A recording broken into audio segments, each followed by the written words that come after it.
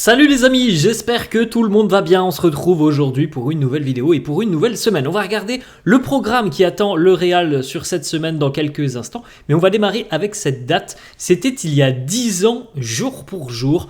Le Real de Carlo Ancelotti s'imposait 4-0 du côté de l'Allianz Arena de Munich avec évidemment une prestation XXL des merengues. Regardez un petit peu les compos à l'époque, c'était il y a 10 ans et on avait vraiment des équipes magnifiques, que ce soit celle du Real mais aussi celle du Bayern. C'était vraiment incroyable d'avoir autant de talent sur le terrain et le Real s'était imposé 4-0. Regardez un petit peu les noms qu'il y avait côté merengue mais aussi côté bavarois. Un très grand match. C'était déjà il y a 10 ans le Real qui s'imposait donc 4-0, doublé de Ramos et doublé de Cristiano Ronaldo. On espère qu'il y aura peut-être le même scénario demain.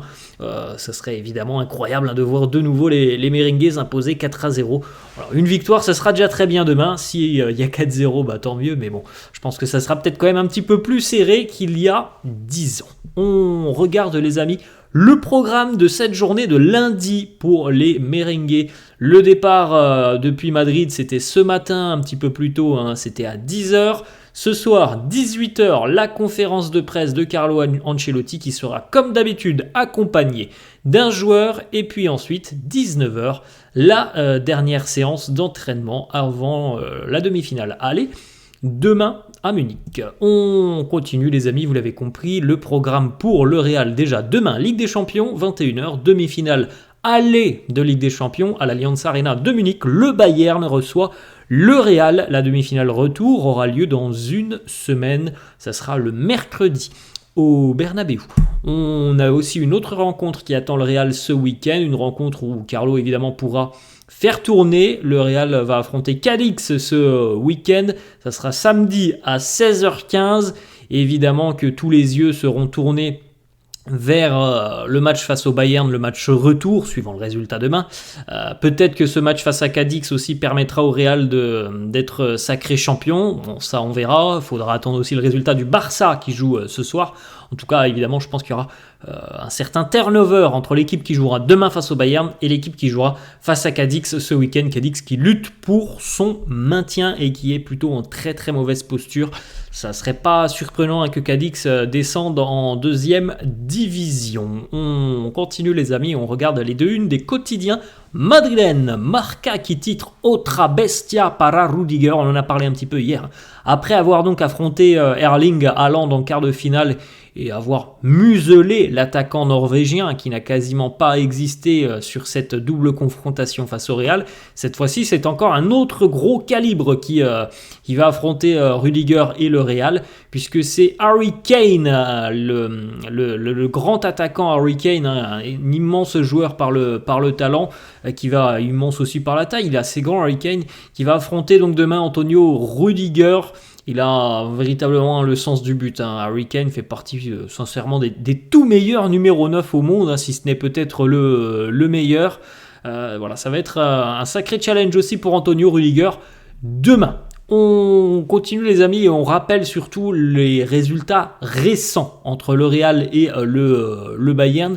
Sur les 7 derniers matchs qui ont opposé les deux équipes, le Bayern Munich a quand même un triste bilan face au Real. Sur les 7 derniers matchs, aucune victoire pour les Bavarois, 6 défaites, un petit match nul. Ce qui est quand même assez dingue et il faut le souligner, c'est que c'est la plus longue série sans victoire pour le Bayern contre un autre adversaire européen. Là on parle vraiment de géants. Le Real, le Bayern, Liverpool. On pourrait peut-être encore citer 2 ou 3 autres clubs qui font partie des géants du monde du football. Et là, de se dire que le Bayern a autant de mal face au Real, c'est quand même assez dingue de voir à quel point le Real est une bête noire pour le Bayern. Plus généralement, le Real est souvent une bête noire pour ses adversaires. Mais là, c'est quand même dingue de se dire que le Bayern n'a gagné aucune des confrontations face au Real sur les 7 dernières confrontations. On espère que la série va se poursuivre sur les 2 prochains matchs. On regarde les amis la une du quotidien AS, une consacrée à Joshua Kimmich qui nous dit « Jugar contra el Madrid es especial ». Jouer contre le Real, c'est quelque chose de spécial. On a eu plusieurs déclarations de Joshua Kimmich qui s'est exprimé aussi un petit peu sur son avenir. Est-ce qu'il sera toujours du côté du Bayern l'année prochaine? Est-ce qu'il y a la possibilité peut-être pour lui de rejoindre la Liga? On sait que le Real n'a jamais trop caché un intérêt pour Kimmich, même si c'est pas forcément un intérêt qui s'est montré concret avec des discussions, mais on sait que voilà, le Real a toujours vraiment apprécié le profil de Kimmich, mais il est vrai que c'est un joueur voilà, qui a quand même beaucoup de qualité et qui est très apprécié par les plus grands clubs européens, donc on verra bien ce qu'il en deviendra de son avenir. On a plusieurs déclats de Joshua Kimmich qui nous dit il y a 2 ans, le Real démarrait souvent très tard ses rencontres. Vous vous en souvenez des fameuses remontadas, City, le PSG, la finale face à Liverpool, Chelsea. Bref, on s'en souvient tous de cette Ligue des Champions extraordinaire. Il nous dit donc le Real démarrait souvent en retard ses rencontres et à chaque fois réussissait un comeback.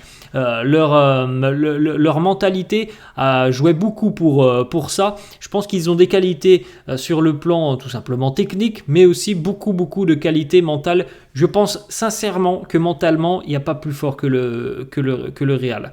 Ce que l'on voit aussi par exemple cette année du côté de Leverkusen, alors évidemment, il y a un brin de chance. Il faut toujours quand même avoir un petit peu de chance. Mais il y a aussi cet aspect mental qui est très important. Et je pense que sur la durée, depuis des années et des années, le fruit du travail du Real, ce qu'a construit ce club tout simplement fait qu'il y a une mentalité extraordinaire au sein de ce club. Il y a beaucoup de qualités techniques, mais il y a aussi, et c'est très important dans le football au plus haut niveau, cette part mentale qui est prépondérante du côté du Real. Petite déclat aussi de Kimmich qui nous parle de Jude Bellingham, qu'il a évidemment connu lors des affrontements entre le Bayern et le Borussia Dortmund. Kimmich qui nous dit « Je ne suis pas surpris de l'impact de Bellingham, mais le voir marquer autant de buts, c'est quelque chose de très impressionnant. Avoir la mentalité qu'il a à son âge le rend spécial. » On a une autre déclat de Kimmich qui nous parle aussi de Carlo Ancelotti et qui nous dit « Je ne suis pas surpris du tout par les succès de Carlo. Malheureusement, avec nous, il n'a pas eu autant de succès, mais on sait très bien quel coach il est. On sait très bien que ces équipes sont en général des équipes très fortes individuellement, mais qui ont aussi, ça touche cette mentalité. Peut-être qu'il est l'entraîneur parfait pour cette équipe du Real. C'est vrai que demain aussi, c'est l'occasion et l'opportunité pour Carlo de retrouver l'une de ses anciennes équipes. On enchaîne avec cette déclat de Kimmich, justement, qui nous parle un petit peu de son futur. Il nous dit « Je ne suis pas en train de penser à l'heure actuelle à jouer en Espagne. Je vais parler premièrement au Bayern. Mais il est évident que le Real et le Barça sont de très grands clubs avec une histoire assez incroyable. » Donc, voilà, on verra cet été. Je ne pense pas que ce soit la priorité du Real d'aller chercher Joshua Kimmich. Après, les amis, vous savez très bien comment se passe un mercato et il y a des opportunités de marché parfois et il est évident que Joshua Kimmich, si jamais il vient à quitter le Bayern, aura de nombreux courtisans. On continue les amis avec une déclaration du directeur technique du Bayern Munich, Max Eberl, qui nous parle de la différence entre le tour précédent, affronter Arsenal, et cette fois-ci affronter le Real. Il nous dit la différence, c'est que lors du match face à Arsenal, je pense qu'on avait certainement plus d'expérience que les Gunners. Avec le Real, c'est un avantage qui disparaît parce qu'ils sont au moins aussi expérimentés que nous. Je pense qu'on a nos chances. C'est du 50-50. De toute façon, quand on parle d'expérience, voilà, comme on l'a dit tout à l'heure, il y a 5-6 grands clubs européens qui ont l'expérience de ces grands rendez-vous. Alors, certains clubs traversent des moments plus compliqués que d'autres. On a l'impression que du côté du Real, c'est quand même assez rare d'avoir des saisons galères, même s'il y en a eu, vous vous en souvenez, il y a 4-5 ans, c'était des saisons où le Real avait été éliminé assez rapidement en Ligue des Champions, ce n'est plus arrivé depuis. Le Bayern traverse une saison qui est quand même compliquée. Quand tu perds le titre de champion d'Allemagne, c'est évidemment une saison qui n'est pas réussie côté bavarois, mais en tout cas, en ce qui concerne l'expérience, c'est deux titans qui s'affrontent demain, et comme le dit Max Eberl, je pense que par rapport au match face aux Gunners au tour précédent, même si les Gunners je pense que collectivement étaient mieux armés. Il y a cet aspect aussi qui est très important dans ce genre de confrontation à ce stade de la compétition, l'aspect mental mais aussi l'expérience des garçons qui sont sur le terrain. On continue les amis avec la première compo d'équipe qui est tombée pour l'affrontement demain. C'est une composition d'un quotidien allemand, le quotidien Kicker, qui nous propose cette compo. Donc Manuel Neuer dans les buts côté bavarois, De Ligt, Eric Dyer en défense, Mazraoui et Kimmich en tant que latéraux, Leimer, Goretzka en pointe basse et milieu défensif, et puis donc offensivement Musiala, Sané, Kane et Guerrero. Bon, on va attendre de voir quand même parce qu'il y a 2-3 quand je vois la compo comme ça, j'ai un peu du mal à voir les Bavarois évoluer dans ce style. Après, il y a quelques pépins physiques aussi côté Bavarois, donc c'est certainement aussi pour ça qu'on va devoir un petit peu composer une compo qui n'est pas forcément celle que l'on aurait si tous les joueurs étaient disponibles. Côté Real, Lunin dans les buts, Nacho et Rudiger. Mendy à gauche, Vasquez à droite, Kroos, Tchouaméni, Fede, Bellingham, et puis donc Rodrigo et Vini. On enchaîne avec une information qui concerne l'arbitre de cette rencontre. Alors, vous vous en souvenez, au match précédent au Bernabéu, on avait eu un arbitre français. C'était François Le Texier qui avait arbitré le match aller entre le Real et City. Demain, nous aurons de nouveau un arbitre français, mais ça ne sera pas François Le Texier, ça sera Clément Turpin, l'arbitre de cette rencontre aller entre le Bayern et le Real. On enchaîne, on va du côté du Barça avec une petite déclaration très honnête de Robert Lewandowski. On lui a posé une question, qui est selon toi à l'heure actuelle le meilleur joueur au monde? Réponse de Lewandowski: je pense qu'à l'heure actuelle c'est Kylian Mbappé et Jude Bellingham qui sont selon moi les deux joueurs les plus talentueux et incroyables à l'heure actuelle. Je pense qu'il il a été très honnête et il n'a pas tout à fait tort, hein. Si on doit en sortir deux à l'heure actuelle, je pense que tout le monde cite Bellingham, Mbappé. On peut pas. C'est difficile de dire Harry Kane parce que le Bayern, malheureusement, malgré le nombre de buts, encore une fois incalculable qu'il a marqué cette saison, malheureusement, le Bayern risque, et on le souhaite, le risque de faire une saison blanche. S'ils font saison blanche, ça veut dire que le Real les aura éliminés. Donc évidemment, je pense que indépendamment, il faut marquer des buts, c'est bien, mais il faut aussi que sur le collectif, ça reflète sur des succès, des trophées. C'est ce qui se passe du côté du Real, qui a déjà remporté la Supercoupe, qui va remporter la Liga, qui peut-être remportera la Ligue des Champions. Ce qui se passe au PSG, qui a remporté la Supercoupe, qui a remporté la Ligue 1, qui va peut-être remporter la Coupe de France, et peut-être qui remportera la Ligue des Champions. Donc oui, je pense qu'à l'heure actuelle, Mbappé et Bellingham sont les deux joueurs les meilleurs, tout simplement les deux meilleurs à l'heure actuelle dans le monde du football.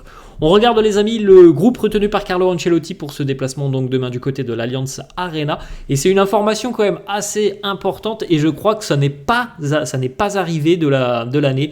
C'est la première fois cette saison, donc depuis le début d'année au mois d'août, tous les joueurs sont présents dans la liste. Alors évidemment, vous vous doutez que y en a quand même qui sont absents, mais qui sont présents pour évidemment soutenir leurs coéquipiers. Donc Thibaut Courtois, qui lui est sur le chemin du retour, est bel et bien présent. David Alaba est aussi présent, sera du voyage pour soutenir ses coéquipiers. Et Dani Carvajal est aussi inclus dans la liste, malgré le fait qu'il soit suspendu. Donc c'est une petite particularité, tout le monde est là, même si évidemment il y en a qui ne peuvent pas jouer. On continue les amis justement avec une petite information qui concerne Thibaut Courtois. Il a reposté tout ça sur son compte Instagram où on le voit à l'entraînement faire un arrêt et avec ce petit message One Step Closer, de plus en plus proche, voilà comme on pourrait le traduire. Donc normalement, et c'est ce qui était annoncé il y a quelques jours, le retour sur les terrains pour Thibaut, c'est peut-être ce week-end face à Cadix. On verra ça dans les prochains jours. On continue les amis, on a quelques petites déclarations d'Arda Güler qui premièrement s'est fixé un objectif et on espère qu'il pourra l'atteindre. Et cet objectif, il nous dit: je veux être le premier joueur turc à remporter la Ligue des Champions. 3 matchs pour le Real avant de remporter une nouvelle Ligue des Champions et avant que, on l'espère pour lui, Arda Güler soit et devienne le premier joueur turc à remporter la LDC et donc de nouveau à écrire l'histoire du football turc. On a une petite déclat de Arda qui nous en dit un petit peu plus dans le vestiaire sur son surnom. Il nous dit: la plupart des joueurs de l'équipe m'appellent Abi. Ils ne savent pas trop ce que ça signifie, mais ça veut dire grand frère. Je suis surpris quand Modric m'appelle comme ça. C'est vrai que bon, il y a un monde d'écart. On avait vu une petite photo il y a quelques jours, les amis. Arda c'est 19 ans, Modric c'est 38 ans. Hein, c'est le double de l'âge et on a Modric qui l'appelle grand frère. On continue les amis avec une déclat de Arda Güler qui nous parle de David Alaba qui le chambre beaucoup, puisqu'il nous dit Alaba a grandi dans un quartier où il y avait beaucoup de Turcs en Autriche et Alaba est devenu donc un supporter de Galatasaray.